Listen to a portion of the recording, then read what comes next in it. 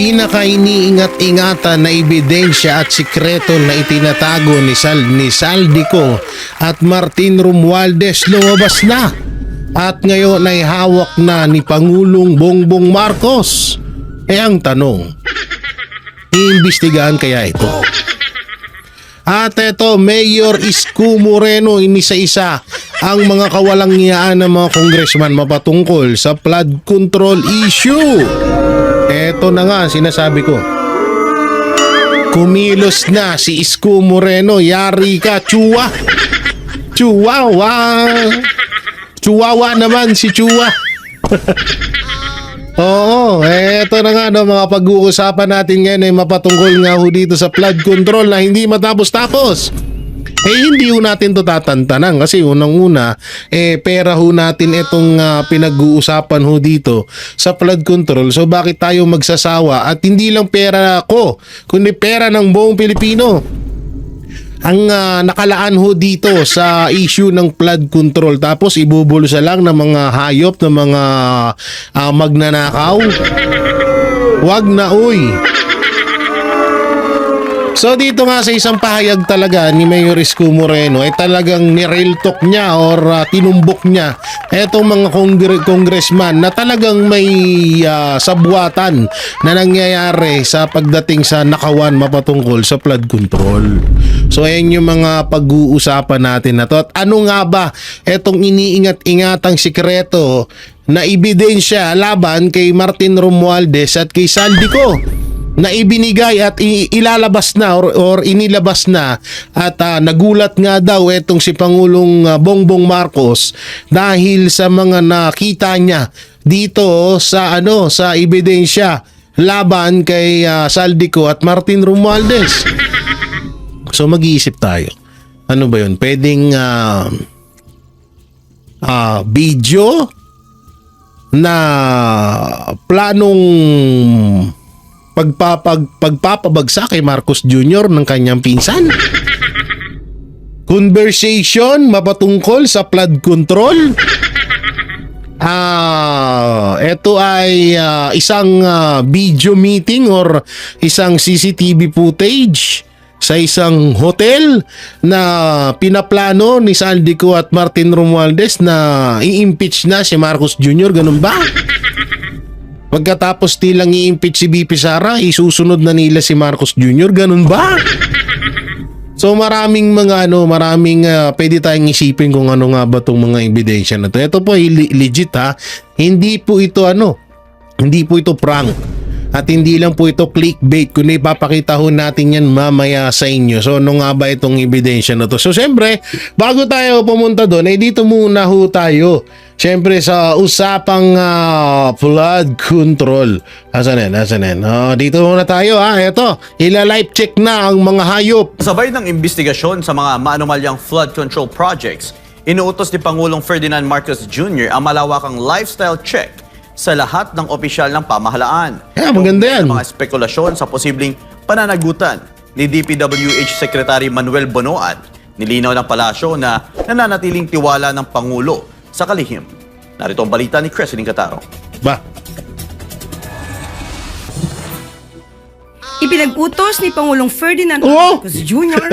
ang pagkakaroon ng lifestyle check sa lahat ng mga opisyal sa gitna ng investigasyon patungkol sa maanumalyang flood. Ipinag-utos? Yung uso niya buong buo kasi. Ipinag-utos, hindi utos. Huwag mo kasing diinan. Pangulo. Control projects. Ito ang inanunsyo ni Presidential Communications Office Undersecretary at Palace Press Officer Claire Castro sa ginanap na press briefing sa Malacanang nitong Miyerkules.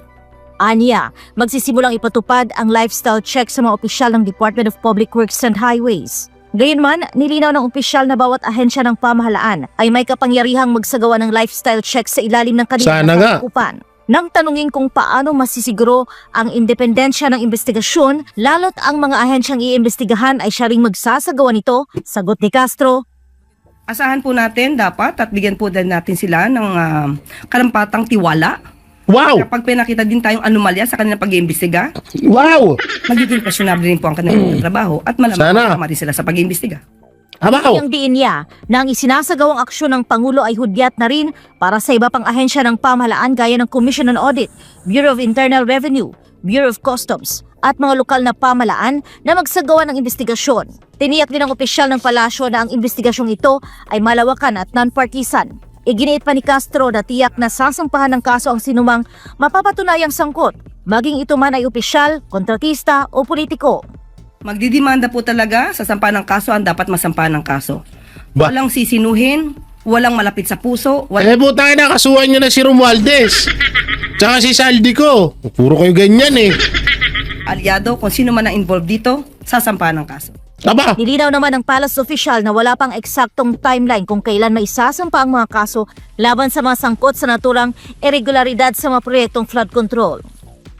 Samantala, kaugnay ng mga espekulasyon tungkol sa posibleng pananagutan ni DPWH Secretary Manuel Bonoan, sinabi ni Castro na wala pang indikasyon ng anumang pagbabago sa tiwala ng Pangulo sa kalihim. To. Sa ngayon, wala naman po nababanggit na anuman ng Pangulo. So kung meron man magiging aksyon patungkol kay Secretary Bonoan, hintayin na lamang po natin. For so as of the moment, nandiyan pa rin po ang trust niya. Wow, English yun Binigyan ah. din ng administrasyon ang pangangailangan ng tuloy-tuloy na pagsusuri sa mga record ng DPWH upang matukoy kung sino ang nasa likod ng mga proyektong dapat sanay nakatutulong sa paglutas ng malawakang pagbaha. Ngunit ngayon, iniimbestigahan dahil sa umano'y irregularidad. Sa kasalukuyan, ani Castro, 11 flood control projects na ang personal na nainspeksyon ni Marcos, kabilang ang mga proyekto sa Marikina, Iloilo, Bulacan at Benguet. Ginawa ito ilang araw matapos makatanggap ng mga reklamo ang Malacanang sa pamamagitan ng sumbong sa Pangulo.ph. Batay sa ulat ng PCO, nitong umaga ng Miyerkules, umabot na sa higit 9,000 reports ang natanggap ng palasyo na may kinalaman sa flood control projects. Nakaduda-duda ang implementasyon. Para sa Diyos at sa Pilipinas. Hindi, alam nyo etong tawag dito, etong lifestyle, no, lifestyle check na gagawin ng administrasyong Marcos. Unang-una, hindi ito binubulgar. Hindi ito pinagsasabi. Dapat ito biglaan. Biglaan. Kasi ito napakabilis lang na pwede nilang itago yung kanilang mga kagamitan, yung mga involved nga rito, lalong-lalo na yung mga congressman. Yung mga senador. Kung meron man, 'di ba? So, napakabilis nilang napakabilis nilang itago, iba ng pangalan kasi nasabi na. At baka nga ito ay tawag dito alam niyo yun, baka ito ay talagang naka-set up na rin.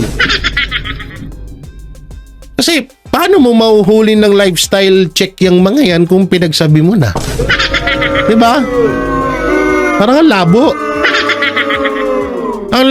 Yung lifestyle check na yan, dapat biglaan. Hindi mo dapat inaanunsyo, hindi mo dapat sinasabi, anak ng teteng naman, ginagawa nyo naman kaming tanga kayo.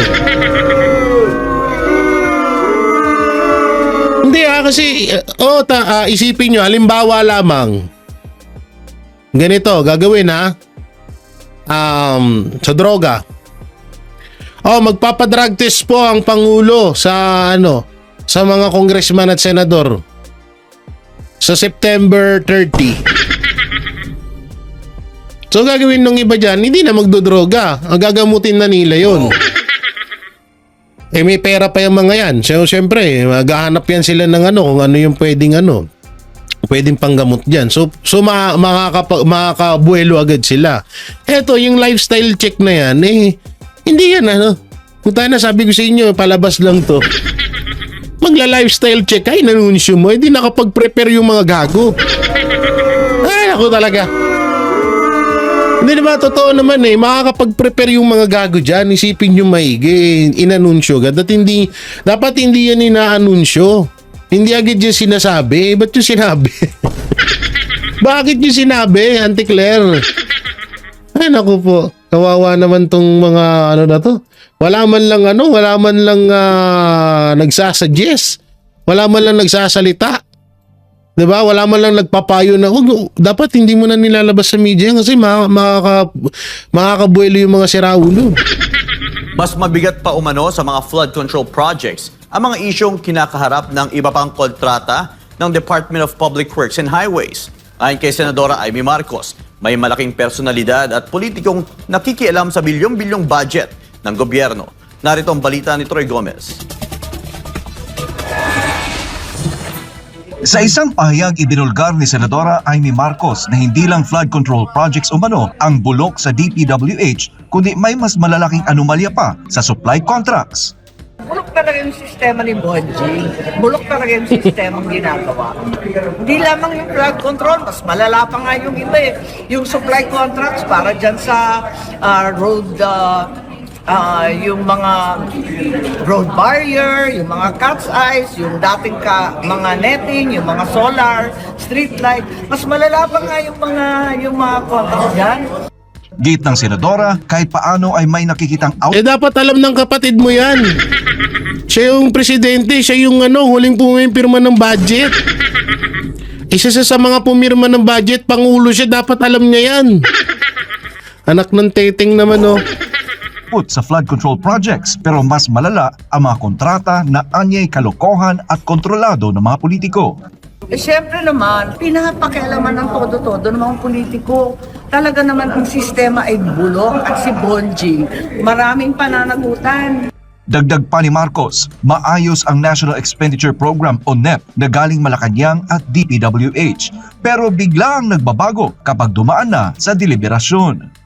Pag yung GAA na yan, naging GAB na, masisindak na lang kami dito sa Senado, yung mga flagship project ng Presidente, tanggal na, ilalagay sa unprogrammed na alachamba. Samantalang, yung mga kalokohan na per district, ayan, libo-libo, bilyon-bilyon, maabot ng trilyon-trilyon. Doon kami nagugulat eh. At bagamat walang pinangalanan, tila malinaw ang tinutumbok ng Senadora. Wala namang sinasabi, ikaw nagsabi nun. Usama yung Hansi. Maraming bonjing doon. Sampakan ng daming baby bonjing. Pag sinita mo, nag-iiyakan. Para kay Senator Amy Marcos, hindi matatapos ang bulok na sistema hanggat hawak ng politika ang proseso ng budget. At ang mas nakababahalaan niya, mas marami pang kalokohan bukod sa flood control projects. Okay alam mo, Senator Amy Marcos, dapat yung mo dyan,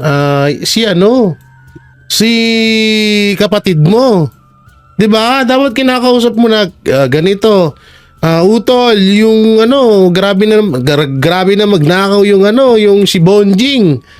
Oo, baka pwede mo namang sawayin, 'di ba? So ganun dapat, hindi yung puro ka ganyan, puro ka porma, wala ka namang ginagawa puro ka ganyan Puro ka parinig, tapos hindi mo naman na-action ka. Ati ka ng presidente, naku po. Dapat ka nga maituturing na isa ka sa pinakamalakas na senador dahil kapatid ka ng presidente, tapos ngayon wala kang binatbat. Puro ka lang parinig. Ito, pakinggan natin si Mayor Isko. Itong mga issue sa flood control project. Kamusta naman po ang estado dito sa Maynila? Alam mo siya, ang nakakalungkot na sitwasyon namin mga taga Maynila. I for one as mayor of the city is not non-eligible on the so-called news that there is about 215 flood control projects in the city and there is about 14 plus billion pesos. Grabe, And we are the biggest laking pera, no? chunk of the budget with regard to flood control project in Metro Manila. And the irony of it is that kami rin ang pinakabaha. So what happened to the flood control? Yung nga yung masakit dyan Ang laki-laki ng budget ng Maynila. Pero lagi silang baha. Anong meron? 'Di ba? Ano dapat gawin? Dagdagan yung budget? Hindi solusyon ng budget. Bastante naman yung budget 'Di ba? Wala nang problema sa budget. Ang problema yung naghahawak ng budget. Yan ang may problema niyan. Kaya nga yung sinasabi ni Benny Abante na dapat daw mayor daw ang dapat din tuguisin, hindi lang daw congressman. Ulul. Alam ko naman ng Panama yun kay Mayor Isko tsaka kay kay Magalong eh. Oo, tigil-tigilan mo kami, Benny, ha. projects.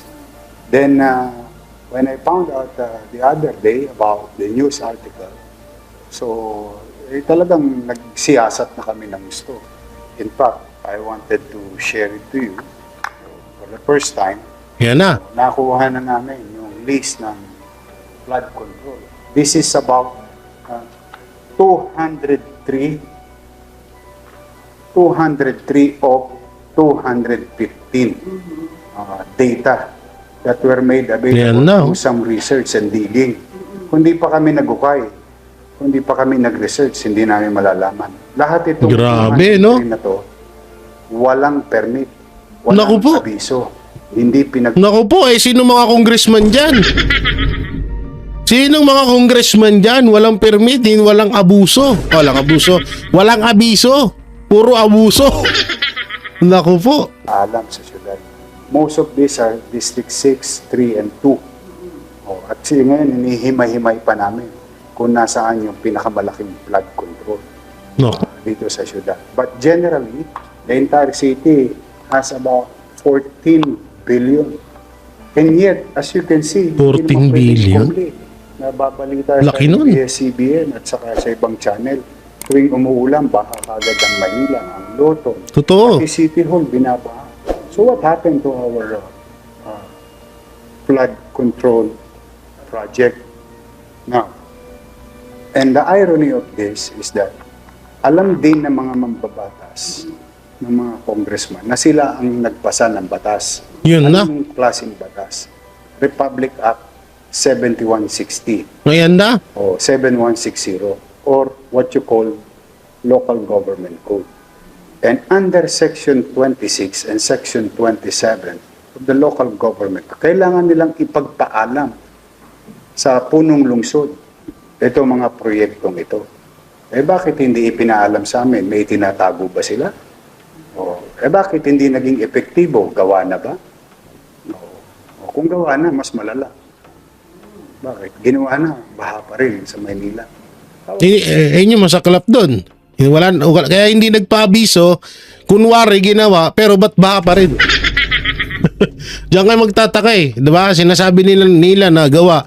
May napanood nga akong interview ni Chua eh. Tawang-tawa ako, sabi niya, buti daw may mga ganyan. Tangina, proud ka pa sa ginawa mo. Wala nga mga permit yung mga itinayo mo, yung nayupak ka. Kawawa naman yung mga taga-isip. At lahat ng ito, walang permit ha. Lahat.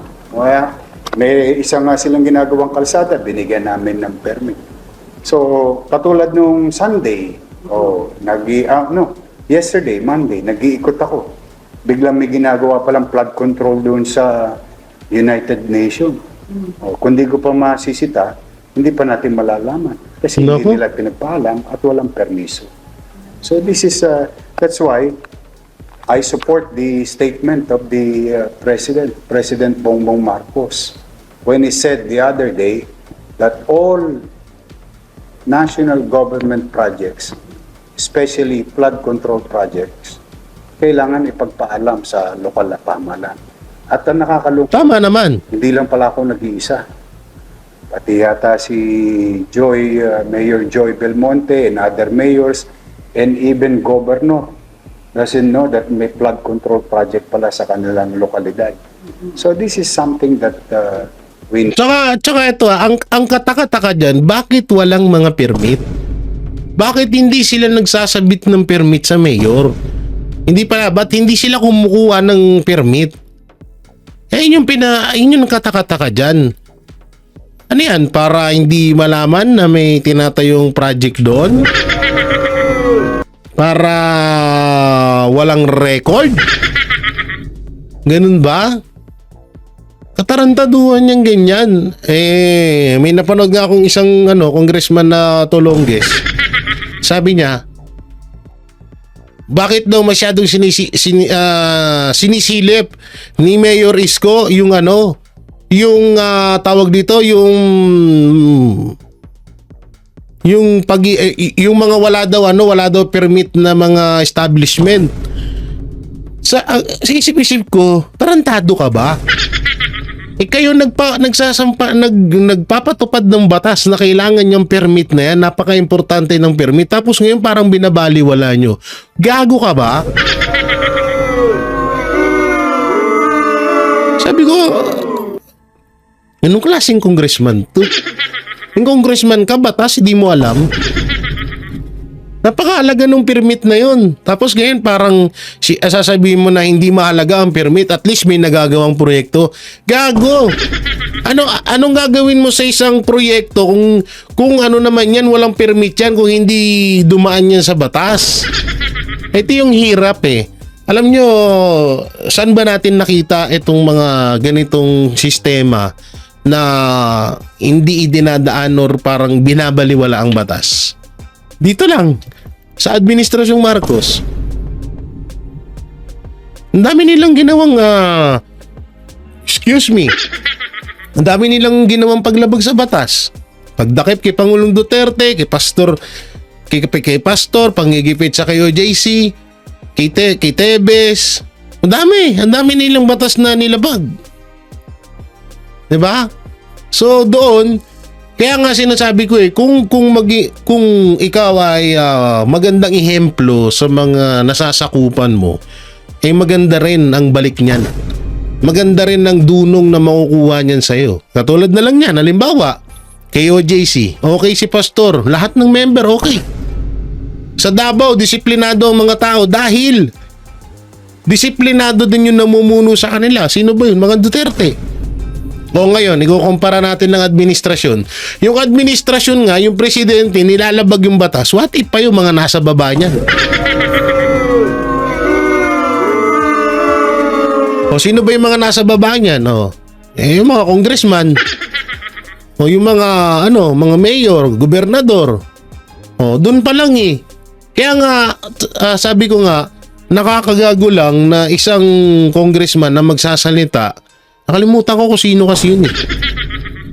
Pero parang narinig ko talaga yun na silip daw ng silip si Mayor Isko Moreno sa permit. Nakakatulong naman daw yung proyekto kahit walang permit. Wala naman sinasabi si Mayor Isko na na tawag dito na hindi nakakatulong yung proyekto na yon. Ang sabi niya, lumabag kayo sa batas. Bago nyo sana itayo yan, dumaan muna kayo sa Office of the Mayor at kumuha kayo ng permit. Pag okay naman yan, di aprubahan yan. Pero bakit kaya nga nakakapagtaka, katulad niya, may nakita siyang flood control, wala siyang kaalam-alam, wala rin permit. At ito doon, pangbabastos. Hindi nila ginalang ang Office of the Mayor. Biruin mo, magtatayo ka ng flood control dyan, walang kaalam-alam yung mayor. Tanga ka ba? Diba? Kagaguhan yun. Need to stop. Kami, willing kaming sumuporta sa lahat ng pagawaing bayan. Mano pat pakikinabangan ng tao. Tama. But it seems, itong mga proposed flood control na sinabi ng isang congressman na isinabatas nila ay hindi nagiging epektibo. O kung ito'y nagawa man o hindi pa. O katulad sa Sunog Apog sa District 2. Birihin ninyo, 8 taon nang hindi gumagana. O gumastos na ng 700 million. So it seems that hindi epektibo yung ginagawa nila. Kasi unang-una, walang proper coordination. Magkakausap ba yung drainage system na ginawa nila? Malamang sa hindi. Kasi as far as concerned, tama. Walang halos ang baha dito. Ambon pa lang sa langit baha na sa Maynila. Nakakalungkot, nakakawa. So that's why it's high time to put an end to this. DPWH and their contractor and the sponsored congressman should stop from doing this. I mean, not only in our city, but it goes to everyone. Malaking impact. Tsaka hindi, sa totoo lang, ang daming nadidemonyo pagdating sa pera. Kaya ano yan din yun lagi kong, kaya siguro kahit papano tuloy-tuloy yung blessing din sa buhay ko. So ano ko lang ma-share ko lang sa inyo. Kaya rin siguro, hindi ako mayaman, nangungupahan nga lang ako ngayon eh. Pero yung ako kasi napakasimpleng tao ko lang eh. Yung tipong may pagkain, pang pamilya ko, sapat na sa akin yun. Pero hindi nawawalan ng blessing. Yung paggising mo pa lang sa umaga, blessing na yun. Paggising mo sa umaga, wala kang kaaway, lahat ng paglabas mo sa inyo, binabati ka ba, napakasarap po nun. At yun yung nararanasan ko araw-araw. Totoo po yan. Yan ang nararanasan ko dito sa amin araw-araw na kapag lalabas ako dyan. Ewan ko lang, may galit sa akin dito sa amin ha. Hindi magsuntukan kami. Pero walang ganun. Alam nyo kasi pera talaga eh. Pera yung nakapagpabago ng utak ng tao. Yan ang pinaka number one. Kapag ang pera sinakop ang buong kaluluwa mo, diyan ka na magiging demonyo. Kaya nga itong mga kurakot sa gobyerno, yung iba naman dito hindi naman nagsimula na kurap eh. May sa totoo lang, yung iba dyan hindi naman nagsimula ng kurap yung mga yan. Na-impluwensyahan lang sila. At nung panahon na na-impluwensyahan sila, alam ko nung una nagsisisi sila. Pero nung nakatikim sila ng limpak-limpak na pera, doon yun yung sinasabi ko na babaluting ka ng sistema ng pera. Pati kaluluwa mo kakainin ng pera. At kapag kinain na ng sistema ng pera, ng korupsyon, yung kaluluwa mo, wala ka ng pakialam sa mga masasagasaan mo. Bakit? Etong flood control. Sino ba nasasagasaan dito? Buong bansa? Buong kapwa mo Pilipino. Magsimula sa lolo't lola nila, magulang, hanggang sa anak, hanggang sa bata, na maaaring mamatay dahil sa baha, yan yung mga sinasagasaan mo. Na samantalang ikaw, anytime, pwede mong mabili yung gusto mo, pwede kang bumili ng mga sports car, luxury bag, luxury watch, mga mamahaling damit, pero yung pinambibili mo niyan, doon galing sa mga kababayan mong kapwa mo Pilipino na naghihirap dito sa Pilipinas. Kaya kayo mga kababayan, wag kayo magpapasakop sa pera. Kahit ano pang blessing ang dumating sa inyo, magpasalamat kayo. Maaari kahit papano magbigay kayo ng share. Mag-share niyo yung blessing na dumadating sa inyo. Pero wag ubos-ubos ha. Siyempre magtira ka rin na para sa sarili mo. Ang pangit din naman nun na magti-thank you ka sa blessing tapos ikaw lang din nakikinabang, saklap naman nun. Mag-share ka din para 'di ba? Yun naman ang dapat naman talagang ginagawa. So, yung pera na yan dapat hindi ka magpa-under. Hindi ka magpasakop sa hiwaga ng pera kasi once na sinakop ka yan, puta na, magiging demonyo ka talaga. Kagaya nun yung mga kurap diyan. Soon magkakamatay din kayo. Hinilig. Hinilig no? Grabe ka, Jiggy Barra, sama mo. Sila na 200, pati kami nagulat na 200, tapos gano'n katindi ang baha. 215. Lampas pa pala, 215. Oo. Ano po ang napansin niyo na klase yung ginawa nilang flood control project? Grabe, no? Anong type? Wala pa rin ako napapansin. Yung sabihin, Ang kulit ni Yorme, no? 215, gano'n na po karami yung nagagawa? Sabi ni Yorme, wala naman ako nakikita. May ghost din ba dyan, Yorme? May ghost project din pala dyan. ano po yung may catch basin ba? Doon saan naikutan nyo na-mention yung Yung puro shit piling. Oo, ganun. Puro shit yung ginagawa nilang. Shit. Yung shit piling ba yan? Hindi, yun ang tinatawag na shit piling. Yun ang ginagawa nila. Yung isang nakita ko, gano'n. Tapos yung mga pumping station na hindi gumagana. nakatenga. Nakatenga. Ito, doon sa District 6, may isang pumping station, de baterya. Tang inang yan. I swear, you can go now and check. Tanginang mo. Sa Ang laki-laki ng budget sa pumping station tapos di baterya. Kabuisitan talaga yan. dam ka. Okay, puntahan nyo. Kung hindi pa binilihan ng baterya ng isang araw, hindi tatakbo. Tangina. Bakit? Bakit walang power connector? Kasi nga walang permit, kaya hindi makapag-apply sa Meralco. Yun lang. Because of that, negligence on the part of those who did it,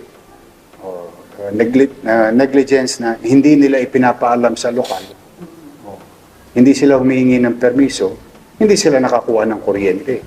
Kasi Nako. without the permit, hindi ka naman bibigyan ng Meralco. Alam mo bakit? Ordinaryong bahay nga eh.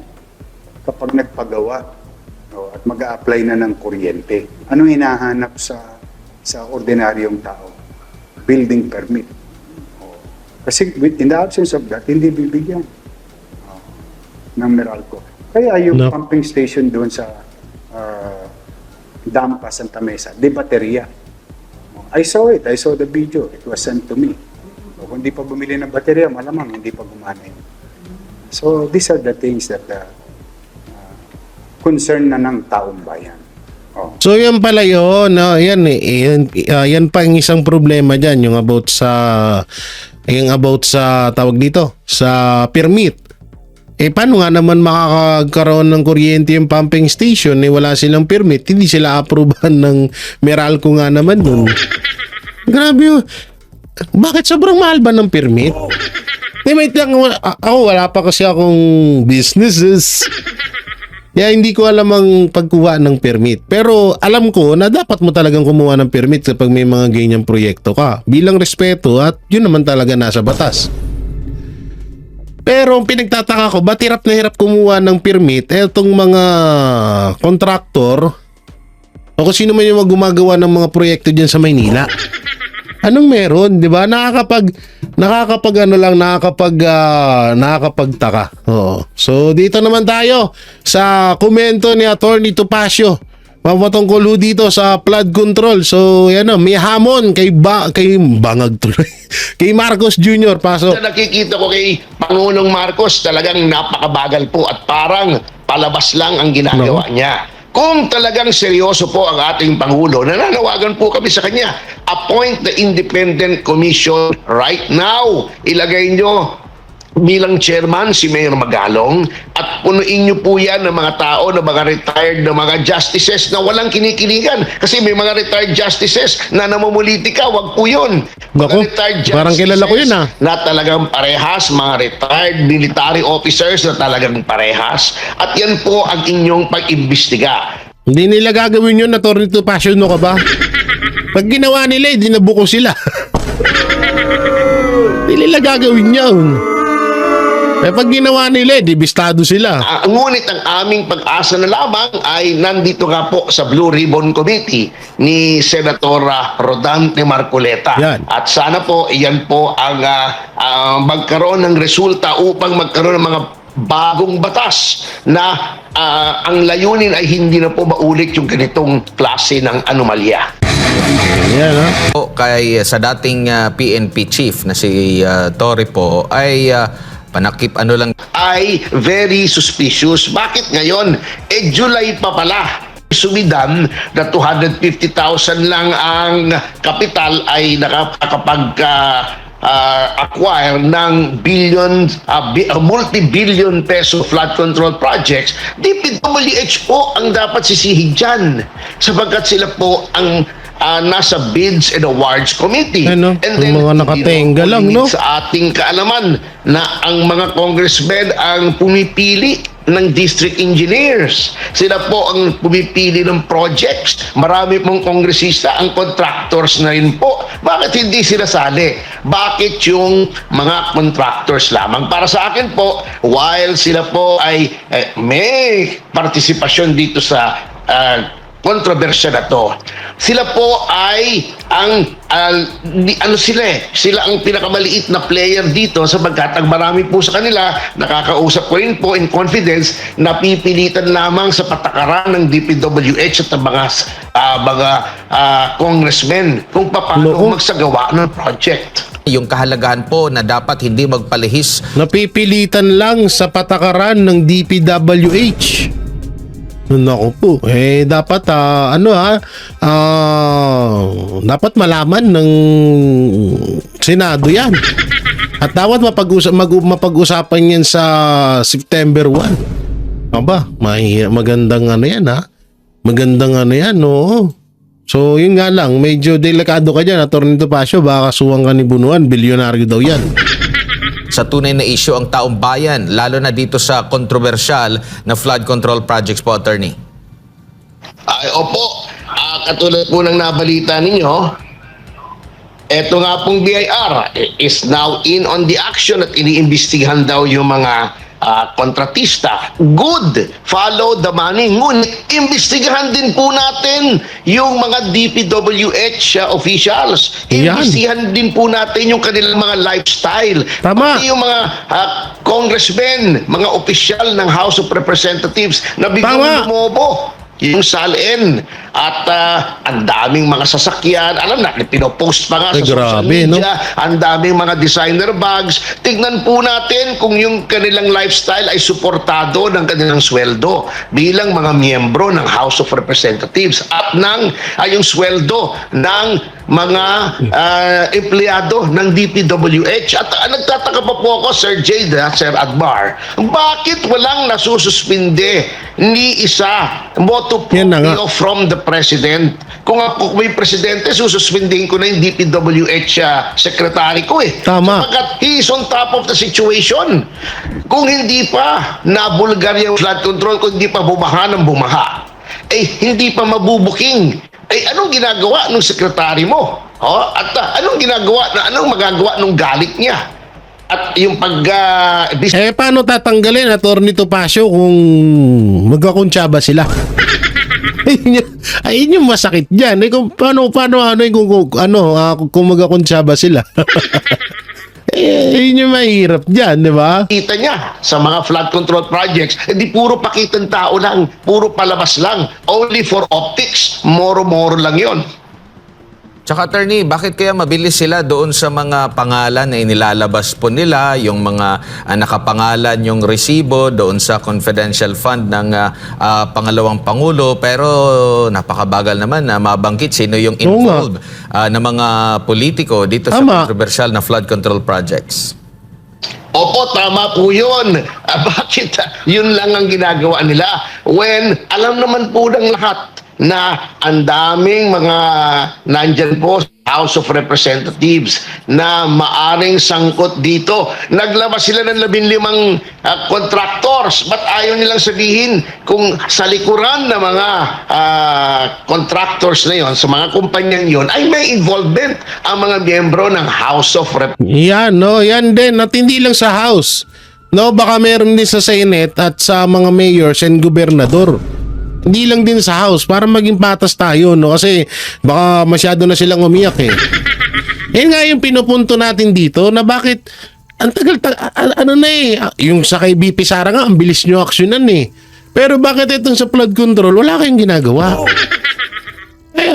Anong mapapala natin sa kakagala ni Marcos sa mga distrito? Ano mapapala ho natin doon? Wala tayong mapapala doon.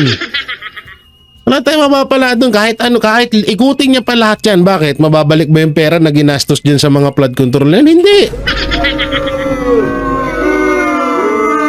Bakit? Mababalik ba yung mga yung bilyong halaga? Mababalik ba? Yung mga nasirang flood control, maayos ba pag dumating si Marcos? Hindi. Ang maganda dito, kagaya ng sinabi ni Atty. Topacio, alamin kung sino yung mga nasa likod ng mga kontraktor na yan. Kagaya ng sinabi ni Marcos, tsaka ito pa, sinabi ni Marcos Jr. na mahiya naman kayo. Sa zona niya So sino ba yung mga nasa harapan? Sino ba yung mga sino ba yung nasa harapan ni Marcos Jr. habang sinasabi niya yon sa sona niya? O, di ba mga congressman? Di ba mga politiko?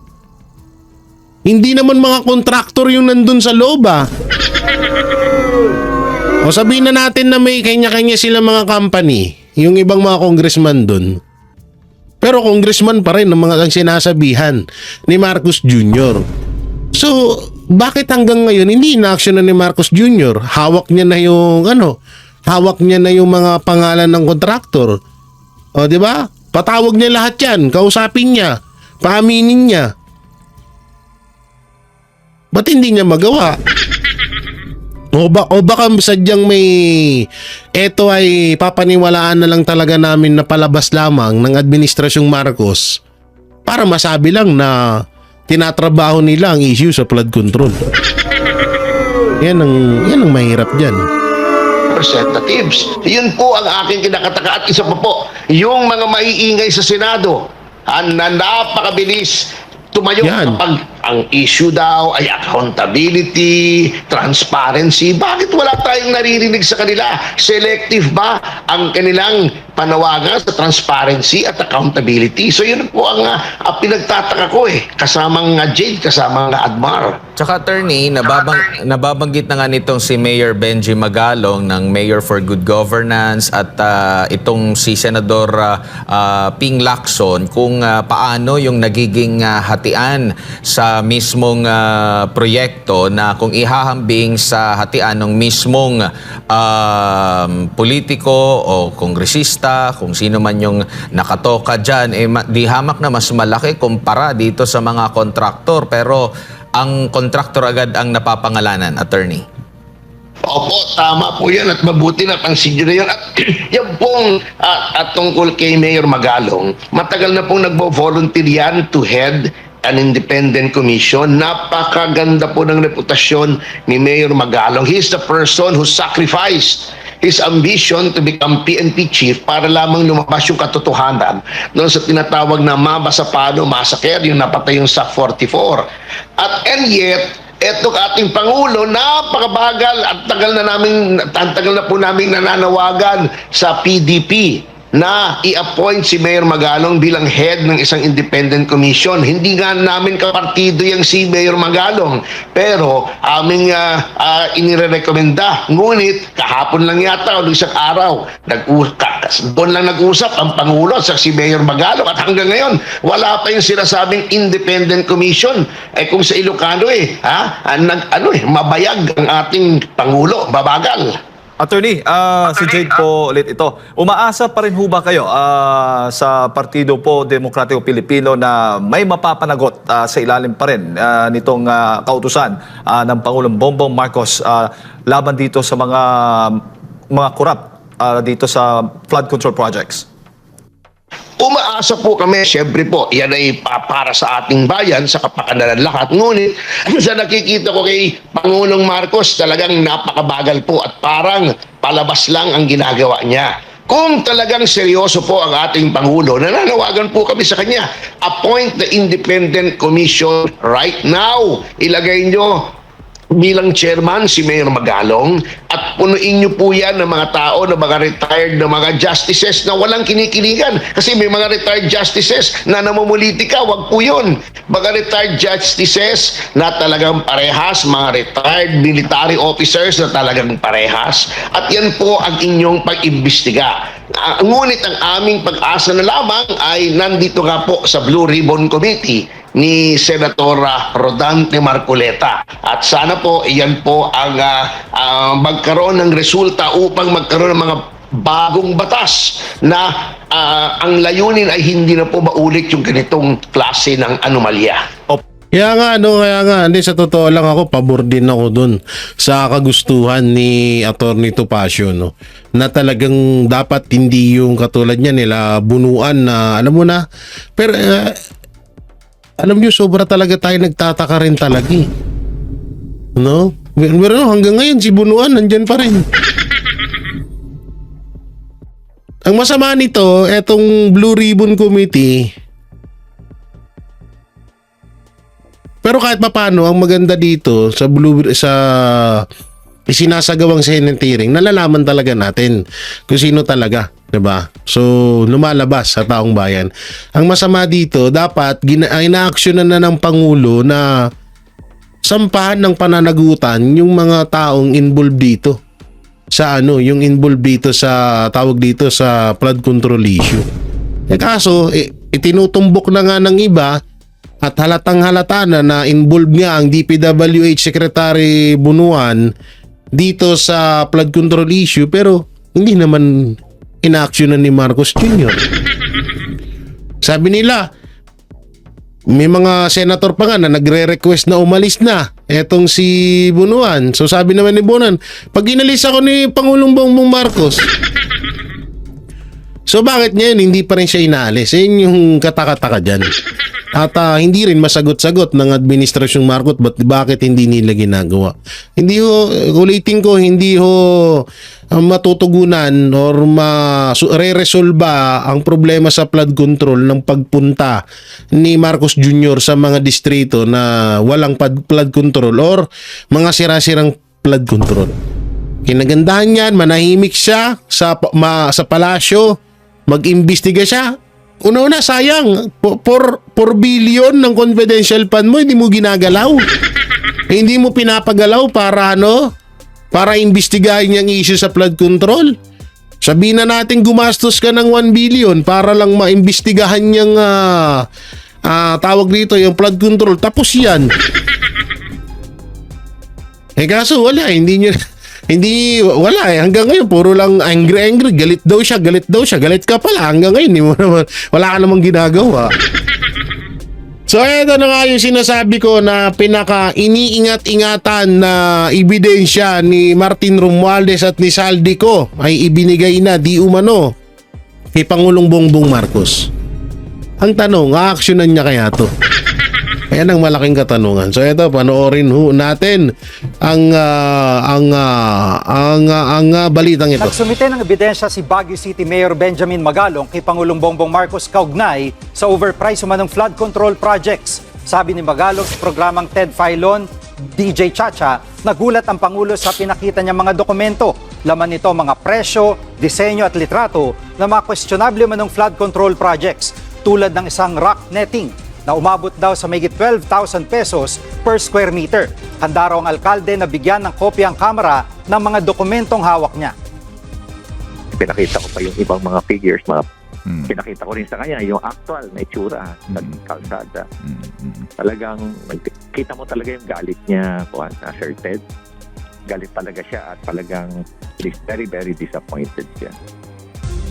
Sana nga talaga. Sana aksyonan niyan ni Marcos Jr. yung mga ebidensya na ibinigay mo.